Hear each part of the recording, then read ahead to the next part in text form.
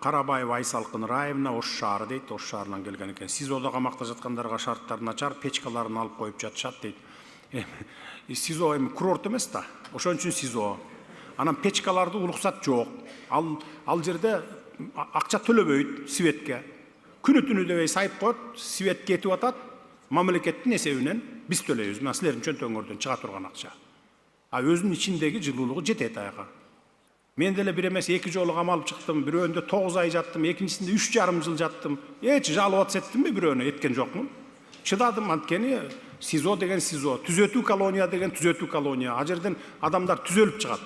Мурда бузулуп чыкчу, азыр эми мындан ары түзөлүп чыгат. Көрүп атасыңарбы интернетте кандай режим кирип, кандай тартипке келип калган түрмөлөрдүн ичи. Бүт тартипке келтиргенбиз. Азыр мурда элдерден кыйнап акча алып, үй бүлөсүнөн тамак киргиздирип, ушинтип атчу эмес беле? Араңарда эми болсо керек, тууган уруктар, жакындарыңар мисалы. Азыр кайра наоборот үйүнө акча берет мына. Иштеп, завод, фабрикалар, тигүү цехтери, жана башка тоок фермалары ичинде иштеп атат. 3 маал тамагы бекер, кийими дагы бекер.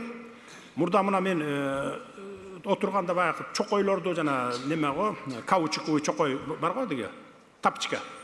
Ошолор жыртылып калганда зым менен бүрүп алып кийип жүрчү. Кыштын күнү мына. Зым менен бүрүп алып кийип жүргөндөр болчу. Эми эчтекеси жок, туугандары жардам бербейт, тамак аш бербейт, кийим бербеген балдар бар болчу мына.